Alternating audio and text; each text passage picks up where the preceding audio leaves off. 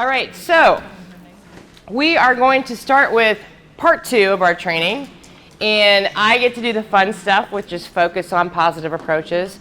I loved, although it made me sad, to read all of the input on the case management survey, just what you guys really struggle with as we try to support folks with dual diagnosis, because it's heartbreaking, the resources we need, where do we go, how do we get them, where can I find a psychiatrist?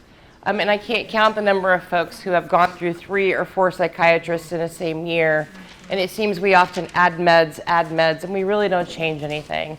And so I'm excited to share some positive approaches with you. Now, I will warn you up front, some of what I talk about today will sound like leprechauns and unicorns and rainbows and glitter. And you're like, there's no way it can be this good. And I promise you it is. So I'm super excited to share the positive approaches piece with this, but we are also going to address some of the situations that we hear from you, our challenges in really supporting people. First of all, I'll just tell you a little bit more about myself.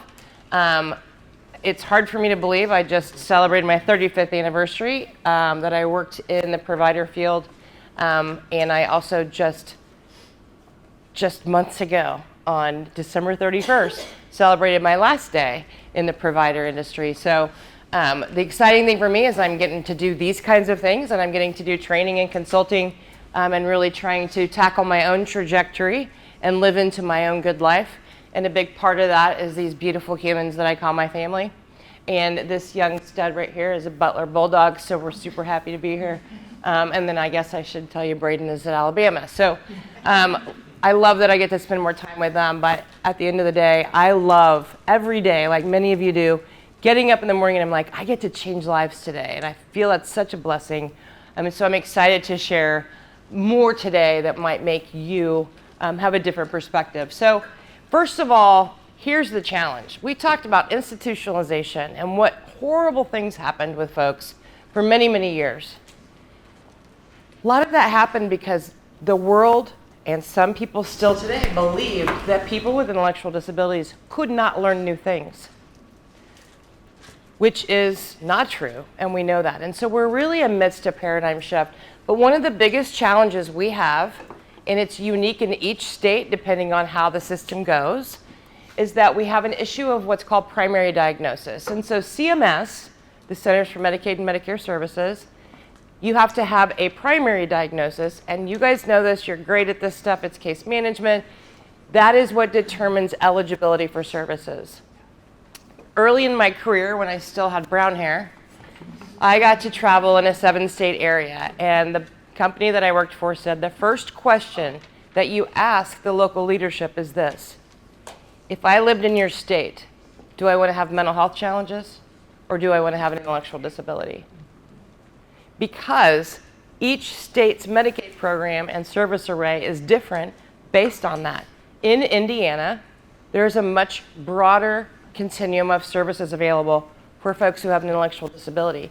So when people come into the system, they have to pick which door do they go through. There is no door number 3.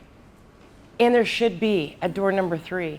Because we're all here today trying to learn more together, because those folks that need services on both sides of the system are really being failed by not having that opportunity. So as you know, Jim and I work in the world of behavioral supports in the waiver program. And this is sort of the track to having a BC invited into somebody's life. Now you guys get to coordinate and collaborate with teams that have made this decision, that they may have behavioral challenges, but many, many things happen before that, right? We have brain development, and like Jim said, something could go awry. It could be genetic, it could be an injury, it could be a lot of things. But then the birth happens, right? So let me give you a little life lesson on the brain. This is a really cool thing. I'm gonna break neurology down super simple, and the reason I'm super simple is because DSPs understand this, okay? There are 2 parts. When you are born, before you come out, right? While you're still developing, the internal part of your brain, which is where your limbic system is, fight, flight, freeze, instinct. that is developed. How many of you have kids? You know this because remember when, I'm sure you guys weren't pregnant, but many of you were, when that baby would kick and you could push back and then that baby would kick harder, that's what's developing, the instinct, right? And then once you're born, all those perceptions we've talked about this morning, those are developed based on experience. That is where language, judgment, and decision-making happen. Two separate parts of the brain. Have you ever noticed that sometimes you have individuals who are amazing? They may not be able to talk the same way we do, but they're very good at communicating, and they know who's afraid of them.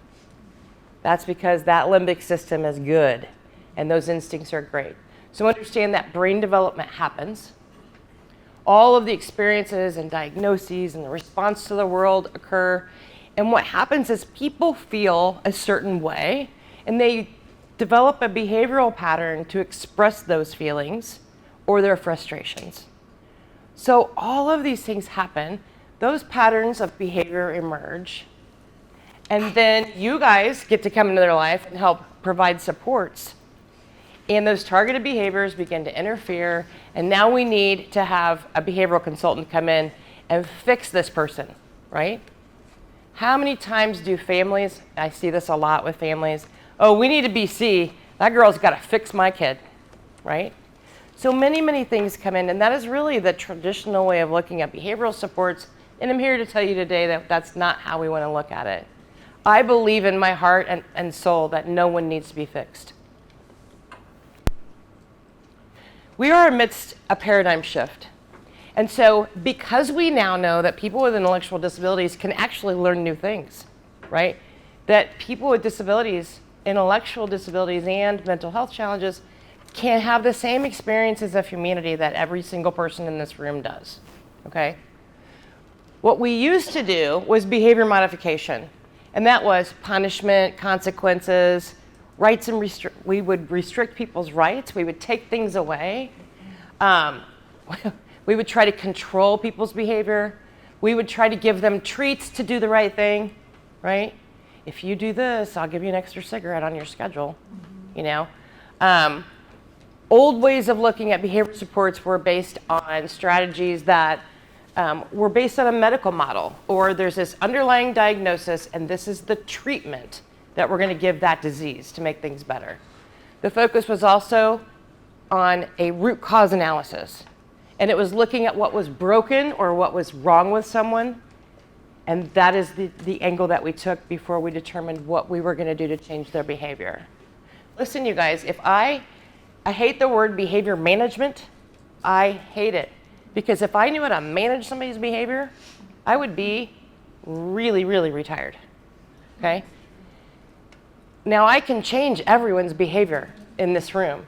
If I want for you to never smile again, I will just connect you to an electric cattle prod, and every time those muscles move in your face, I will shock you. I can change your behavior, but it's not ethical, it's not human, it's not good. So we are not really wanting to do those things anymore. How many of you still, to this day, in 2025, you struggle with teams and BCs that are like, well, we'll just put them on this program and we'll force compliance. We still talk about non-compliance. You know what non-compliance is at my house? I'm not going to cuss. Non-compliance at my house is I don't want to. I don't have to have a reason. If I'm non-compliant, and my kids have never said, Mom, why are you being so non-compliant? They say, why can't we do that, right? So behavior modification is really old school, post-World War II, okay? We're really trying to move towards positive behavior supports. Now, we've been saying this, just like we've been saying person-centered language, strengths-based approach. We've been saying we were doing that, but then we still talk about the diagnoses and what's wrong and what's broken and what needs to be fixed. And so we're really trying to move more now towards positive approaches. We're going to look at the science of happiness, which is super exciting to me. We are looking at that trajectory. You guys, that's your favorite word. Charting the life course to that trajectory. The trajectory towards a good life. We want to make sure we're recognizing the impact that trauma has on people. We believe that all behavior is a form of communication. And we're going to use an approach that's based on a psychological model, not a deficit model. We're going to look at biopsychosocial approach, which is what's happening with this person physically, what is happening around them, what's happening in their emotions and in their psyche. And we're actually going to look at strengths. Listen, I've been doing this for 35 years. We've been acting like we were doing strengths, and we wrote down that we were doing a strengths-based approach, and it's in the service definition, but we haven't been. And so today I'm actually going to give you some idea of what that really looks like, which is very, very exciting stuff. So this is a fun part for me. What's the definition of behavior? The way someone behaves. The way someone behaves. Do you have an English degree? Communication. It's everything, right? How many of you ever had the joy in life of working in a group home? Remember the packet? The packet. You have a vacancy in your group home, and BDDS back then, BDS would send you the packet, and every packet looked the same. The first paragraph would say how old the person was, what color they were, whether they could walk, talk, all those things. Paragraph 2, page 2, or page 1, paragraph 2. Billy has bad behaviors. And everything, and not only just bad behaviors, maladaptive. Maladaptive behaviors. And what we want to think about is that behavior is not always bad. We are all behaving right now. The definition of behavior actually is anything you do or don't do in response to anything that is or is not happening. It's any action or reaction to something that exists or doesn't. So we're behaving all the time. And we have to help our teams understand that behavior is not necessarily just a bad thing. So it's important to understand now, I know I'm speaking to the choir now, because now we're going to talk about charting the life course, okay? It's important to understand everything about behavior supports through that lens. It's basically, we want to have a foundational culture that looks at how do we get people to that good life? And ask, where does someone want to go, right? And the thing that is really helpful for DSPs to understand, you might have somebody in their meeting say, I want to be president of the United States. Probably not this week, but they may have very lofty goals for their employment, and you write that in the PCISP, and that's okay, because you know what? The difference on the trajectory, where you are now and where you're going, there are a million things that you can do to take steps towards that outcome to help someone enjoy their life and live their good life. So that fun trajectory, which I'm on, we're all on one, right? I like to think of it as a mall map. So you go in, like it's usually me, I'm old, I still like malls. Does anybody else like malls? And Macy's, they always have really good shoe sales. So I have to go and see where Macy's is. I want to go the straight line. But there's always interferences. For me, it's Auntie Anne's pretzels, right? It's a challenge of mine to get to today's good life, which is Macy's. And when we use this concept to understand why people have behaviors, what we want to understand is that there are challenges to that trajectory. Again, I'm speaking to the choir. I'm giving you a very simple way to help teams understand this. Because as you well know, if DSPs do not understand this, we go nowhere. If BCs don't understand this, we go nowhere. And so people have, we all have things in our life that impact that trajectory to where we believe our happiness is. It is past experiences. I might not have the skills. I might not have the resources to accomplish those dreams. Same with fear of failure, physical challenges. I really would like to jump out of an airplane parachute. I'm scared to death of falling. There's a disconnect, right? So this is the track that people are on. What happens is when someone has an interference in their life of getting there, and that pattern exists and evolves, that's really where behavioral challenges are. They're an interruption in someone's trajectory to their good life. So what we want to do with behavior supports is we want to say, what is the challenge? Why does it happen? And ask why 5 times. I'm sure you guys have read many functional behavior assessments that are like one-page interview tools. And it says, Billy runs away from home because he would, actually they say Billy is AWOL. Billy goes AWOL because he is trying to escape. Wow, this is, really? Of course he's trying to escape. So what we want to do is understand deeper what the why is, okay? So I got a call one time, and they're like, can you work through this with us because we're struggling? And I said, what's that? And they're like, we have 67 incident reports in 1 month, which, P.S., makes me laugh because if staff wrote that down 67 times, it happened 300, right? So he's run away all these times, and we are really struggling to help this team. And I said, well, why is he running away? Like, what's the functional assessment say? It says he's trying to escape. Okay, case closed, right? Okay, so really what I said is, okay, what is he trying to escape? Well, probably the staff that are chasing him down the sidewalk, right? Where is he going? Every time he was going to Village Pantry. Duh, he wants a pop, right? That's what everybody runs away to Village Pantry. Even me, when I run away to Village Pantry, I'm going to get a jumbo pop, right? But if you stop there, you don't know what's going on. And I said, what is at Village Pantry? Well, it's the pop. Is there a pattern to the behavior? So we get into this, we work with a team. You know what the answer was? Every time he ran to Village Pantry, Linda was working. Linda gave him pop. Linda has a relationship with him. The real question should be, how do we get Linda to work at his house? Because he has, on his own, developed a natural support.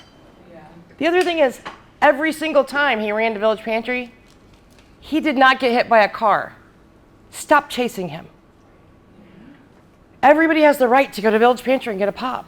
Stop line of sight supervision down the freaking sidewalk. I didn't say it. Let him go to Village Pantry. Think about the administrative burden. You are not into 67 incident reports if you just stop it, right? So the key here is really understanding why people have behavior, because we're not going to get to a better solution unless we know the why. Quit asking what's wrong. Start asking what's strong. We have to stop asking what's wrong with people. And we have to stop leading with what's wrong with people and start looking at what is the story. I can tell you countless stories about people who, on the surface, they appear to have these horribly dangerous behaviors. And when you look deep into their story, there's a doggone good reason why, right? Unfortunately, in our system, we often lose a lot of that history. I wish everybody still had the PAI D&Es from 1987 because it had a great psychosocial history, and that history is important. So we want to stop asking what's wrong, start asking what's strong. So how many of you are perfect? You have a happy life. You couldn't ask for more. First row. Shut up, Jim. Clearly, we all want for more. I will tell you, and some of you know me, I'm one of the happiest people you're ever going to meet. But if today's the day, and at 4 o'clock this afternoon I've got 30 minutes left, I hope that's not true because you're still going to be here. I'm still going to be able to tell you a few things I would have wished I could have done, right? It is our human evolution and our desire to be happy that continues to always have us wanting more. I'm going to give you a lesson in happiness, okay? There are 4 things that must be present for us to be happy. We have to feel healthy. We got to feel safe, feel loved, and valuable. The challenge for us is to think about the systems of services and supports that we offer to the lives of folks on the waiver.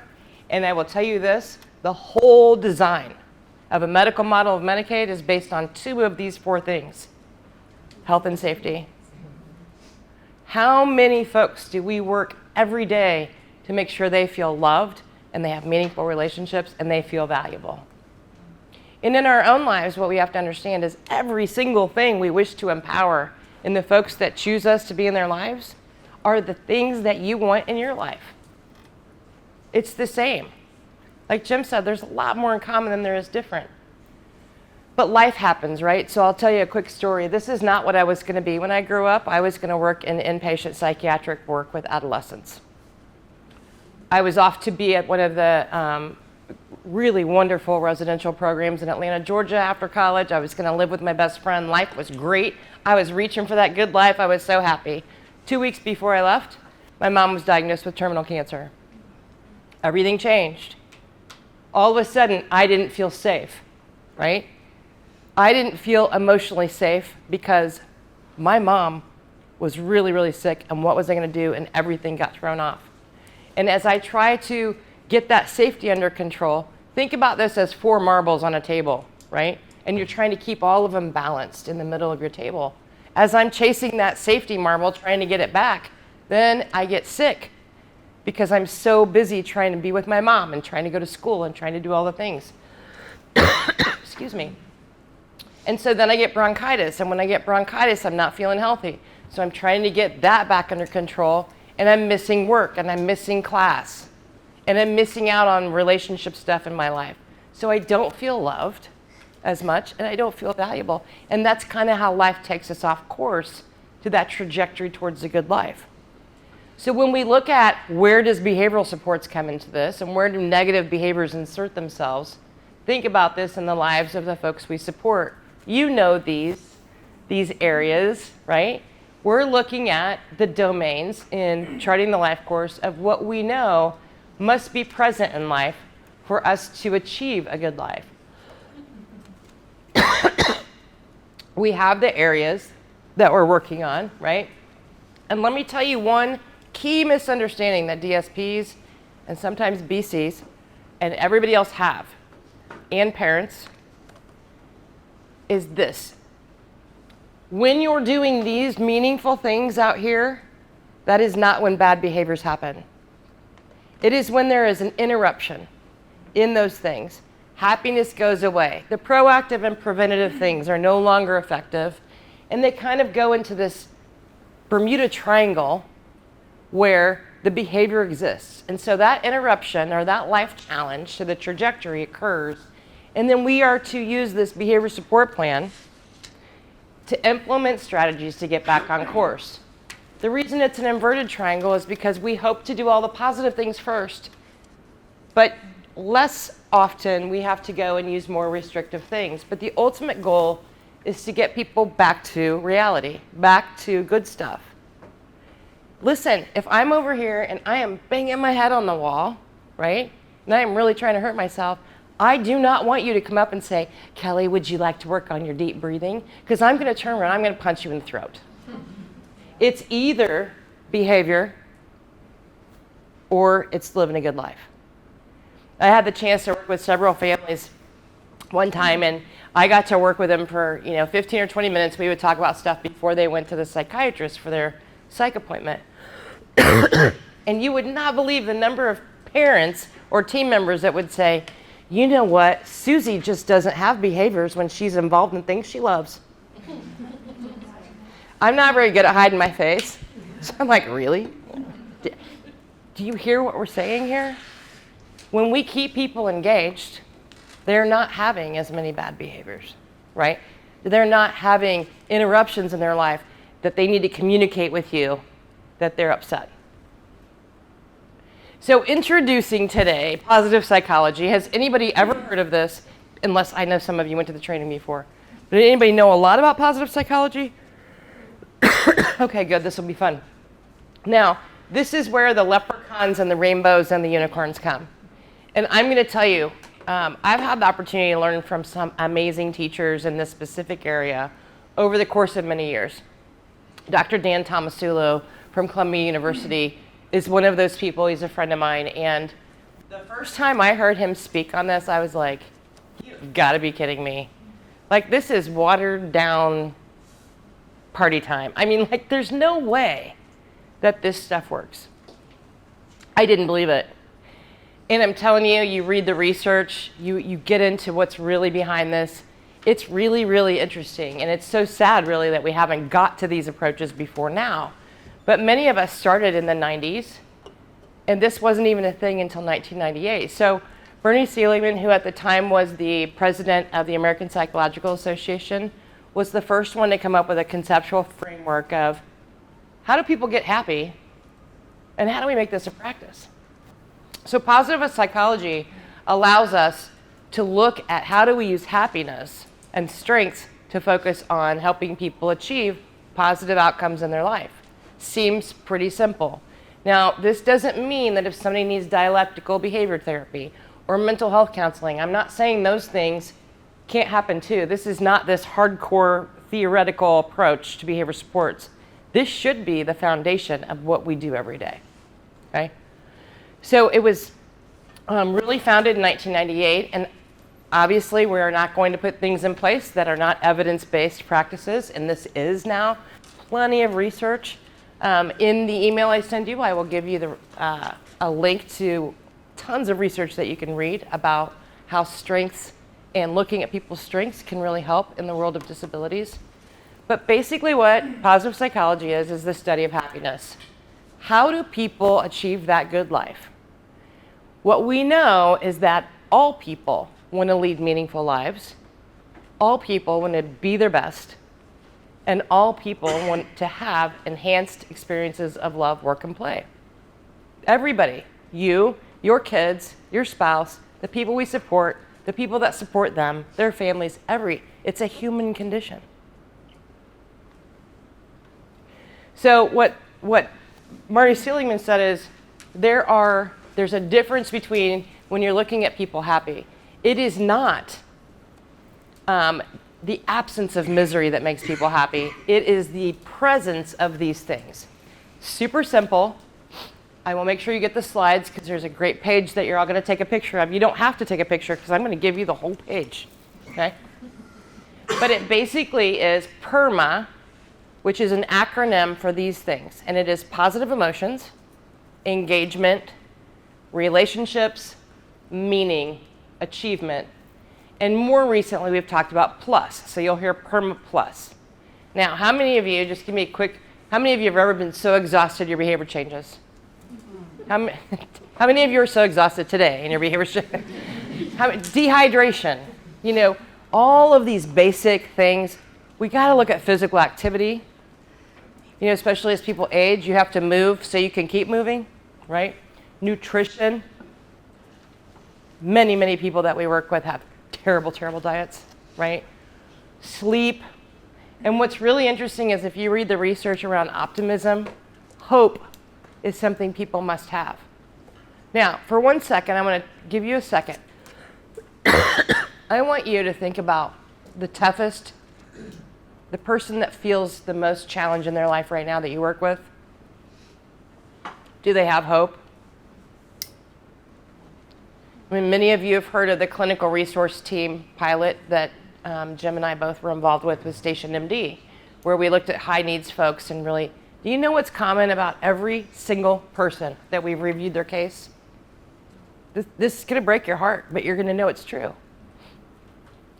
Every person who's high need behavioral cases, they don't have one meaningful relationship in their life. They have people that are paid to be there or obligated because their family are paid guardians. They do not have meaning. They don't have positive emotions. They're not engaged in things that they love. They don't have great relationships. And if you don't have those things, you sure the heck don't feel success and achievement and ways to achieve things in your life. That's why this is so, so important.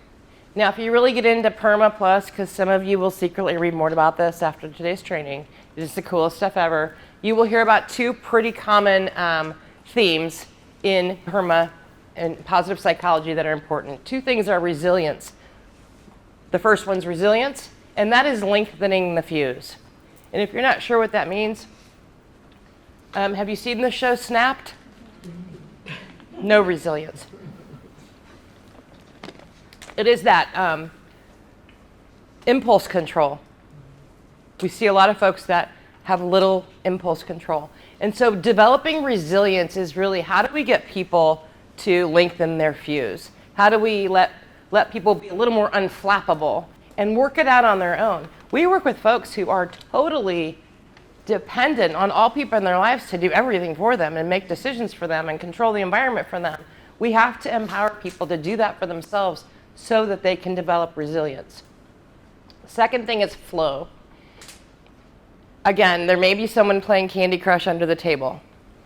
How many of you get in that flow of you have something, whether it's crocheting or playing games or maybe doing yoga, that's a more positive one, running, where you can literally lose yourself because you get in that groove? That's what flow is. Flow is a perfect balance between what challenges you and what your skills are. Okay? Again, when I look at the folks that we work with, do they have this? Are we really looking at activities that will help them feel meaningful? This stuff not only is essential to happiness, but it also helps us have a sense of enjoyment and accomplishment. And what we know from the research is that it benefits well-being and productivity. If you want to know more about flow, this man with a very long name, Mihaly, I know. My friend Mihaly, I don't know him, but he's the one that really can tell you more about flow in terms of positive psychology. Now, this is something that I hate to tell you this. I saw it on TikTok, but it's real. A way to help people understand this is the difference between triggers and glimmers. Okay, we all know triggers. It's like a hot word, right? He triggered me. It's usually staff saying that. But triggers is what happens when somebody feels unsafe and they experience that emotional dysregulation. There's negative emotions. A lot of times people physically have a response when they're triggered, or they may also even have a biological, like Jim was talking about, hyperventilation. This is usually subconscious. It's not something that when you're triggered, you don't I think I'm being triggered. It just happens. It's instinctual. And it activates that instinctual part of your brain that we talked about earlier. What we don't talk about is glimmers. Okay, and glimmers is something that we can do to kind of redirect. And this is true for you and the folks that we support, anybody really. This is a human thing. But it's when you find something that really transports you a bit as self-redirect. I used to have this, I don't get triggered often because I've built resilience. See how I did that? But I used to have a cologne, like a scent that I really, it made me feel physically different. And when I would be in a situation where I was going to be really stressed out, I would smell that, and it would help me. And it was an external thing that helped really stimulate that emotional safety for me. It helps people feel seen and heard. When we talk about trauma, guys, we can't just have people responding to trauma and expecting all of us to wrap ourselves around them and fix it for them. We need to teach them to have the control themselves over those triggers. Because if we have everything based on paid supports coming in and saving the day, you know what's gonna happen? We're gonna go out of business. It's not sustainable. And so it really is, the glimmers activate the vagal nervous system, and it helps people move from that stuck position. So I have a young man that I worked with. He's still my great friend. And listen, he's that guy that I have to be really quiet because he does not stop talking. Like all the time. Da, da, da, da, da, da. And I said, today we're going to work on resilience. And he said, what's that? And I was like, just come with me. We'll figure it out. And we went and we sat outside. And I wanted him, we were in this big, beautiful field, and I wanted him to understand that things were happening outside of the thoughts and the voices and all the things that he was doing. And I said, can you feel the wind and you see the sun, and we're talking about all these things? And I said, those could be glimmers. What makes you feel better, right? And he said, did you hear what that bird said? I was like, oh my God. So, I mean, it was great fun, but we came up with a few things that made him feel better. I said, that's going to be your glimmers. That's the opposite of the triggers. He's like, okay, I got it. Triggers, glimmers. He calls me the next day, and he said, can you tell me about that again? I go, what are you talking about? He goes, the tremors. What were those tremors? I just busted out laughing. And I was like, oh, I think you're talking about yeah, glimmers, that's it. The glitter. What's the glitter? But it is really, really effective to give control back to someone, and really effective for folks who experience trauma and responses to trauma in their life. So here's the thing you don't have to take a picture of. You'll get a full page. But we're going to go through each element of positive psychology, and then I'm going to tell you a couple of activities that I have found amazingly great to work with. So the first thing is positive emotion. Of course, if you're having positive emotions, you're happier, right? So this is more than just happiness, because we talked about perception today and how important it is to know you might not have the same perception as someone else. You bring biases into your work, whether you realize it or not. And so what makes me happy, for certain, may not make you happy, okay? So understand, we also are dealing with a lot of DSPs who may have very different perspectives about what is happiness or what is triggers and glimmers. And it may be very similar to the folks that we support at times. So understand we have to look at positive emotion. It is hope. People need hope. It is joy and love and compassion. Now, who's thinking about rainbows and glitter right now? It sounds so lovely. But I promise you, if you have a high degree of happiness in your life, you have a lot of positive emotion in your life. And what we know is that positive emotions actually can undo harmful effects of negative emotions and promote resilience in your life. The next one is engagement. Again, when you're doing things you love, there's not as much opportunity to have negative behaviors and interferences. This is very much in line with flow. We need to find things that our folks can immerse themselves in, and hopefully do it with staff. One thing I say all the time is do with, not for. The other thing I say is get off the couch, right? Let's do things together, because the folks that are having a good life may not even have a behavioral support person because they're engaged in things they love. Flow is always more likely when someone experiences that perfect balance, as I said, between what's challenging and what their skills are. Has anybody in here ever played a game on their phone? Not now, like ever. And there's times we go on to a different game because you get bored. Because it's fun at first when you can't figure it out, and then as you go through it, you find that you get better at it, and you need to find something else because it's no longer challenging your skill set, right? That is engagement. And it's always more likely when people are using their top character strengths. So I am going to give you a website. You are going to have to write it down. And I'll put it in the email too. VIA Character Strengths, VIA, characterstrengths.org. We are actually using this assessment. There was also another IPP grant using this assessment, and it basically gives you the character strengths for the person that you do the assessment on.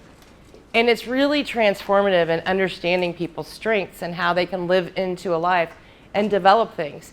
People who are really super struggling with their behaviors, maybe they have a dual diagnosis, maybe lots of symptoms of their mental illness, it may be helpful for us to know that they actually love nature and that they really value relationships. Because when you look at some of our folks through their strengths and try to spot those and focus on those, you have much, much different outcomes. Relationships. The happiest people in this room have lots of people in their life who want to be there. They're not paid to be there. They don't have to be there. How many of you have someone in your life that you consider family and they're not blood related, right? It is a part of life. I'm reading a book right now. It's the longest longitudinal study.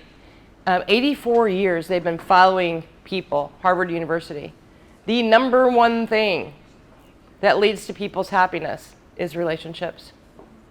I also just told you that everybody that I'm doing assessments on who have high behavioral needs and are really struggling with their life have no relationships that are meaningful. We do have a lot of folks who have relationships that aren't great, right?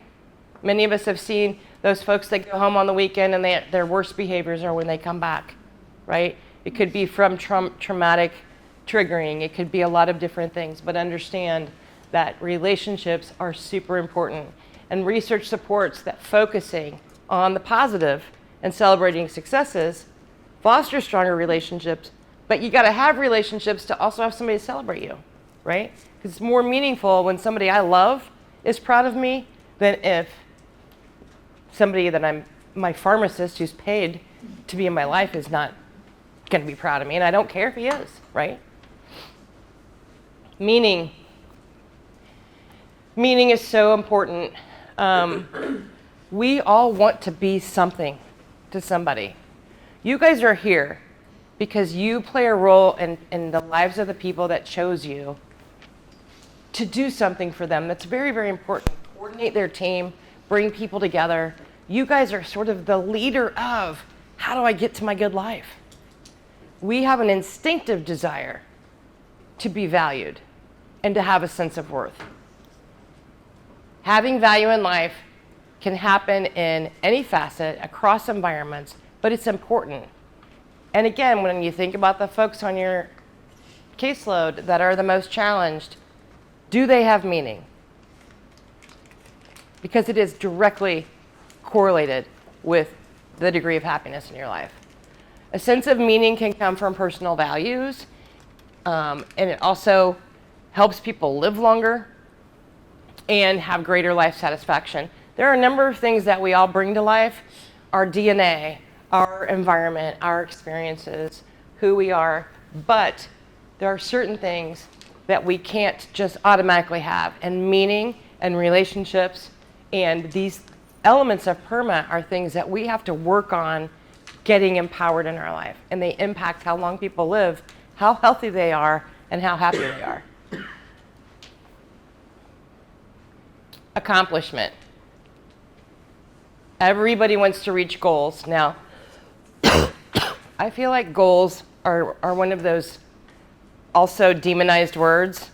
Everybody's got goals. And I'm talking about the stuff you really want to do, not what's written in your PCISP or in your behavior support plan, right? Like, I have a goal. I can't say it out loud. No, I was just going to say, like, you know, when you get a really hard day of work and you're like, man, I'm going to reward myself tonight. And for rewarding myself, which is my own behavior support plan, I might have a bourbon, right? Like, okay, who else has that goal, right? You know, we all have those things, but you have to have a way to celebrate. And it's really meaningful when other people celebrate you. See, I had to look at Jim because this is his favorite part. So I'm going to tell you a story that really illustrates something that, as a behavioral consultant, I've probably said more than anything I've ever said in training, which is you get more of what you pay the most attention to. If you don't believe me, read studies of aggression in domestic violence. Your brain does not determine the difference between positive reinforcement and negative reinforcement. Okay? Accomplishment is positive. We want to have people have a sense of accomplishment. And the way you get there is to have people pay attention to what you want more of. Now, I'm going to pick on my friend over here. For example, you're going to be my staff. What's your name? Nikki. Nikki. Okay, so Nikki is my DSP, and I'm your Q, whatever that is. QIDP, QRP, QMRP, somebody's P. And clearly, Nikki has some trouble getting the MAR filled out every week, right? And so, thank you for owning that. There are two ways that I can approach this with my staff. This is an illustration of the difference in how you should use positive psychology and positive approaches or negative approaches. And I know outside of your current employer, how many of you have ever had a toxic work environment and you're like, hell no, I cussed, right? So Nikki, this is the one approach. Again, you did not fill out the MAR right this week. And I don't know what your problem is on Tuesdays, but you can't get your initials in that box. And you know, because I tell you this all the time, if you don't write it down, it didn't happen. So I have to assume the meds didn't get. Then I have to write an incident report. Then the case manager knows, like, it's a problem. And you're going to have to fix it, or you're not going to be able to work here anymore, right? So do you understand what I'm saying? And I've already written you up once. I'm just going to count this one like we didn't have this conversation because I don't feel like writing you up again, and I don't want to put that in your record. Get it right. Focus on Tuesdays. How positive was that? All right, now I'm going to go same issue, different approach. Nikki, I can't tell you how incredibly valuable you are to this team. You're so good with the guys. You are so good with them. And if you weren't here, their lives would not be good because you're so great, right? And they value you so much. That relationship is so important. What I do know is that on Tuesdays, and I think, isn't that the night that you guys usually go out and do a bunch of stuff in the evening? You haven't necessarily always got the documentation done right. Now, Monday, Tuesday, Saturday, Sunday, you're a rock star. I mean, you couldn't make a mistake. And that's the kind of employee that I love to work with. And I so want you to be here, but somehow, what can I do to support you to do better with that documentation on Tuesday? If it would help you for me to leave you a Post-it note, or for me to even, set an alarm and give you a call, whatever I can do, I just encourage you to think about it. Let me know how I can help you because you're so valuable. I don't want to lose you. Don't you feel better? Oh yeah. Nobody does that. But it's the exact same thing. She sucks on Tuesdays, putting her initials in that little box on the MAR. Does that change anybody's life? No, but do we have to do it? Yes, we do, right? And it's such a challenge because we constantly are looking to focus on what's wrong. And I want her to know you are incredibly valuable. I know that's probably true as a case manager. You are probably a rock star. Nobody's perfect, but we got to focus on accomplishments. So I'm going to tell you this story. And in general, I will always tell you that we do have a little bit different approach behaviorally when we work with kids sometimes than we do adults. But Jim really wants me to tell this story. It is the greatest illustration of focusing on the good that I've ever had in my career, and it's one of my favorite moments. And so many of you have had kids. You raise your hands, and so you know this story.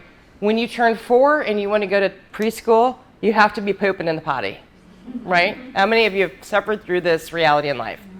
Oh, listen, I'm a great behavioral consultant for other people, but my kids are a disaster. My way of dealing with potty training was to pray to God every night, please let them just pee in the top potty, right? I just wanted to figure it out. So everybody has their own way of doing this. This family calls and they're like, we've really got to get him. He's really struggling with this pooping in the potty thing. And I was like, what? I don't know. Okay, I'll come over and help. So I walk in and this little boy is delightful and he's playing with cars. And I said, what are you doing? He goes, I'm making a racetrack. And I go, I love cars. Can I play? And he goes, don't you think you're kind of big to be playing with race cars? And I go, you talking about my weight? No. I said, big people like to play with race cars. He goes, you really going to play with me? I was like, yeah. So we're going to make a deal, though. And he goes, I am not going to the potty. I was like, I didn't say anything about the potty. And I promise you, I don't care if you go to the potty. He's like, really? And you're still going to play with me? So you can tell he's already been like bribed. And I said, no, I just want to play cars. The only thing is, when you're a really big boy and you're amazing and you're getting to go to the potty by yourself, you're going to have to know where the bathroom is. So we're just going to do I don't care if you poop in the potty. He's like, okay. I said, so I'm going to set the timer. And when we get done playing for a little bit, all we're going to do is you guys show me where the bathroom is. It's like, I can do that. So we go through several steps, right? And we've gone there. He knows where the bathroom is. He sits on the potty with his clothes on, like all the steps.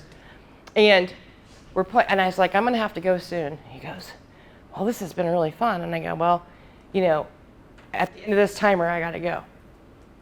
So then all of a sudden he looks at me and he looked at me with these big eyes and I go, what is that smell? He goes, I tooted.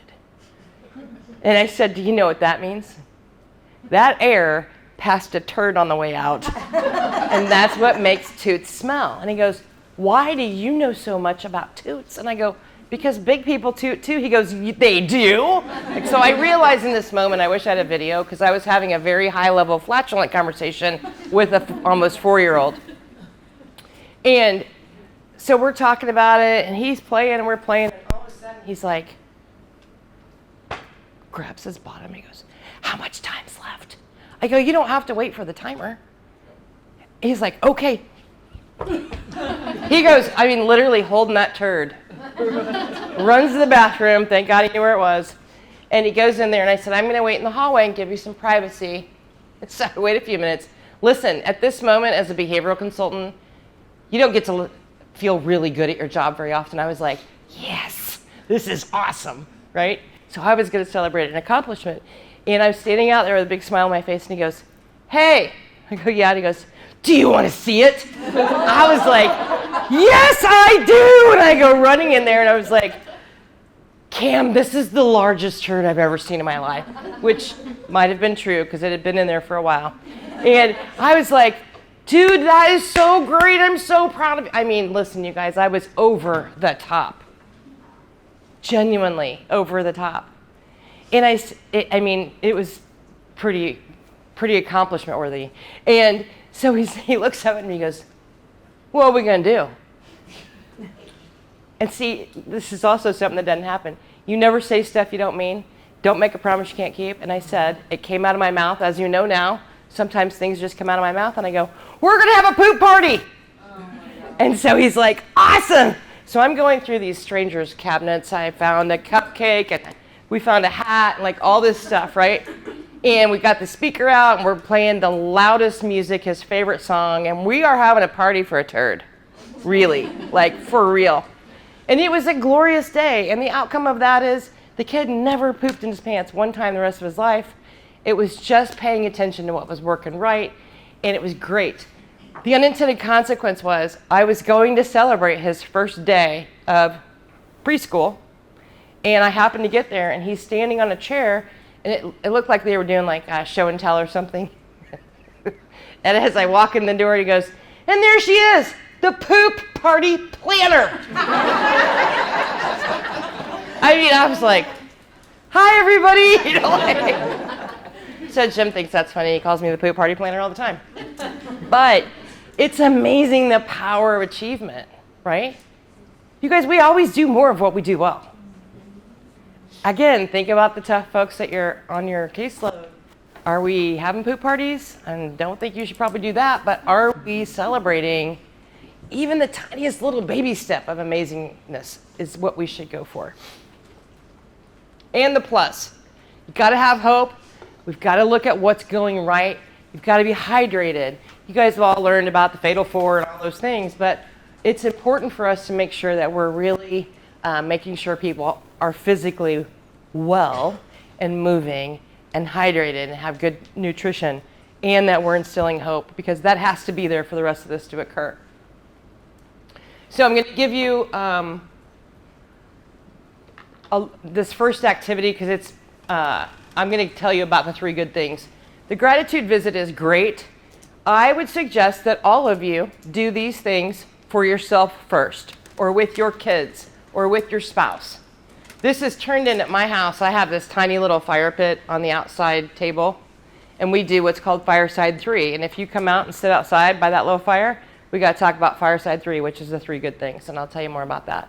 The gratitude visits can make you feel pretty vulnerable, but you guys can literally go positive psychology activities, and you will get hundreds and hundreds of things to do, and they can all be adapted to work with our folks. My favorite thing is 3 good things. What I want you to do tonight is I want you to get one of those little 2x2 Post-it notepads and put it next to the last thing you do. Whether it's brush your teeth, take your meds, plug your phone in, read a book, whatever your routine is, whatever you do tonight, I want you to have that Post-it note available, and I just want you to write down 3 good things. And this is not like, don't spend any time. It could be key lime pie. If you had key lime pie, I bet you wish you had some now because I'm starving. Key lime pie, if that was what happened and made you joyful today, write it down. 3 good things. Tomorrow, I want you to do the same thing. New page. 3 good things that happen tomorrow. By day 3. It's transformational. By day 3. It is amazing how you go through the day and you see less bad things and you start seeing good things. And the reason is you can train your brain to be happy. We go seeking all these things that we believe are going to make us happy, and it's different for everybody. So 3 good things will actually have you start looking for things differently because you know you're going to write them down tonight. I start getting anxious. If I've had a really bad day, I was like, I got to do that 3 good things tonight by the fireside 3, and you start really focusing on what's good. And that makes a difference. I had the greatest story. After we had done this training, one of my old BCs called and said, hey, I just want you to know I did this thing. She goes, I know you tell us to strength spot in other people and to try these things for ourselves, but I added to somebody's behavior support plan that staff have to write down 3 good things each day about the person we support. It's transformational. When you start paying attention to what you want, you get more of it, right? And so that's true. It's a basic tenet of behavior. And there's all of these activities. Now, again, for those of you that are like, this is too good to be true, there's no way. What I like to tell people is, if people are happy, your job's easier. It's a lot more fun to try and help people with their happiness than it is to chase them down the sidewalk when they're running to Village Pantry. And to be focused on all the negative things, right? So I really encourage you to look at people's lives through their strengths and look at some of these positive psychology activities. I will make sure that you guys get these things in slides. And I really, really encourage you to use the power of perception to look at people differently and how we can reach them differently. Thanks so much.